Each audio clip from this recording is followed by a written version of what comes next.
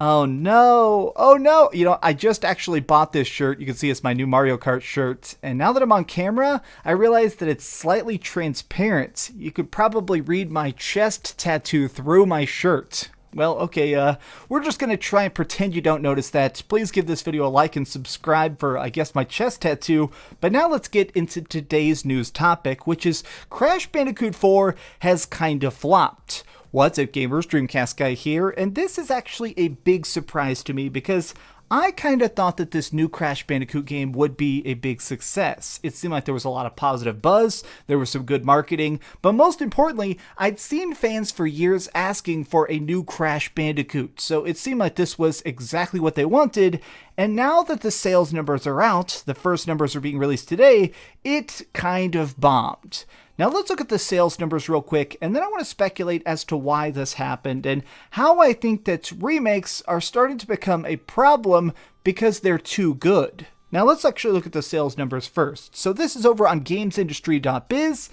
Crash Bandicoot 4 narrowly beats Star Wars Squadrons for the #1 UK boxed charts. Now we're going to scroll down here to the bottom here for a second so you can see these are all the top selling games that were in the UK. Now remember, according to UK law, they have to be very public about the games that are selling there. It's not like America where things are very vague and kind of mysterious. Here in America, we don't know if a game has been successful or not until straight up the company comes out and decides to reveal the numbers themselves. Whereas in the UK, we can get a decent idea as to how a game did or didn't do very early on. So this week, the top selling games were Crash Bandicoot 4, Star Wars Squadrons, Super Mario, Animal Crossing, Marvel's Avengers, and Mario Kart 8. So a lot of Nintendo on this list, which is important.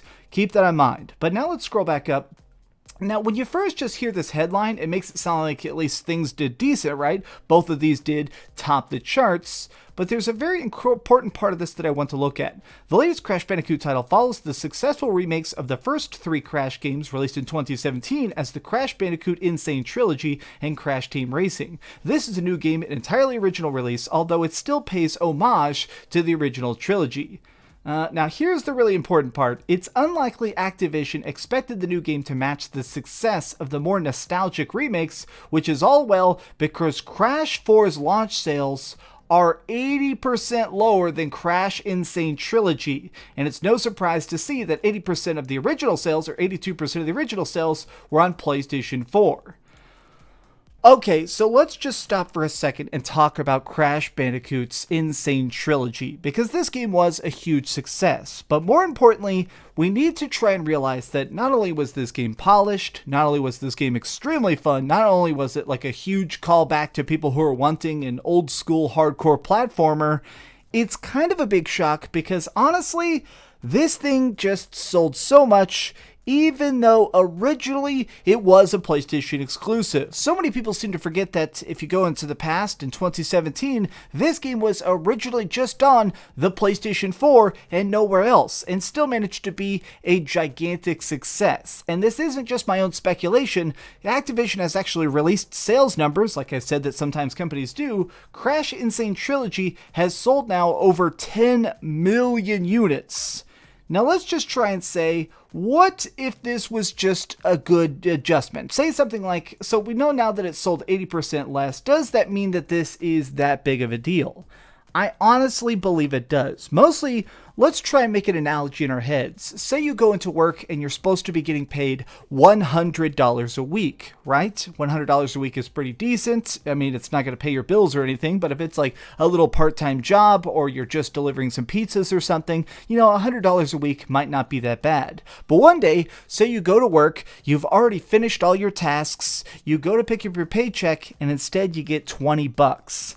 An 80% reduction of pay from the previous week. That is going to be a big shock, but I think that there is a direct reason for this, which is that I'm going to make up a term right now, and it's a term that I think we should try and use more often, which is remake poisoning. We're now in an era where a lot of game developers, a lot of publishers, they're trying to go back to the well. They're trying to take the original games, the best ideas that have already been fleshed out, and they're making them again. I mean, kind of consider the fact that things like some of the most successful games this year have been like the Final Fantasy VII Remake. Even re-releases, like sometimes you see a remastering of Final Fantasy Crystal Chronicles, Mario returning. These have all been very, very big successes. I mean, something comes to mind, especially because it's also Activision, was the huge thing we got, which was when we got the Spyro Reignited trilogy, which was just so faithful to the originals. Now, these games, of course, ended up all being very good and exciting and were a great trip down memory lane,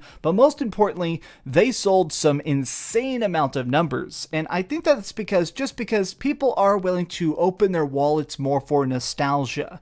And now we see that developers are kind of wondering, how do we do this again? And I think that there is going to be a little bit of a problem in times like this. Now, Crash 4 had some stuff against it. The biggest thing being that this is a new studio, it's new developers that haven't really messed with Crash Bandicoot in the sequel era before, and I do think that there is a little bit of an issue with the fact that this is such a bad time for trying to release new games. I mean, let's just say it, I try not to talk too much about the bad stuff in the world, but the pandemic is making a lot of people go dead broke. I talked to a lot of fans who are straight up saying that they can't even buy any sort of console until next year, or people saying that they're going to go to Black Friday and try and buy one game, and that's their one game for the entire holiday season.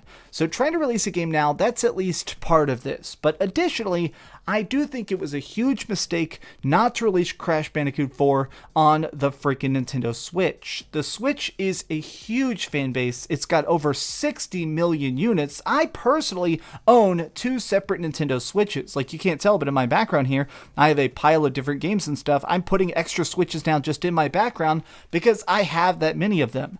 And I think we need to realize Nintendo Switch fans are kind of insane. I mean, I'm going to try and be nice here, but let's face it, Nintendo fans purchased cardboard when they sold the Nintendo Labo. Nintendo fans spend a lot of money, and even the original N.Sane Trilogy, when it came to Nintendo Switch, was a huge success. This, of course, goes again for when it came to Crash Nitro Fueled, when they decided to release the Crash Bandicoot racing game again. When that came to Nintendo Switch, it again was a huge success. I think that more of these publishers, especially if you're trying to release a game that can run on Switch, you need to try and take that fan base seriously. But I do think that there is also the idea of people get very fixated on the nostalgia of a series. I do think that, like, right now there's been a lot of talk, just secretly in the background of the last couple of years, of a lot of gamers have been asking specifically to see the Star Wars Knights of the Old Republic come back. The old games are incredibly beloved, people still think about them, people still talk about them, and yet,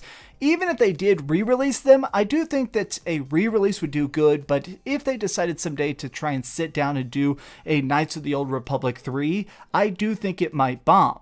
I mean, just for fun, while talking about it, I decided to actually go back to the gaming wall there and pull some games out myself. And when I think about KOTOR, Knights of the Old Republic was such an amazing game. It was so great. Obviously, we got the remake this year of Tony Hawk.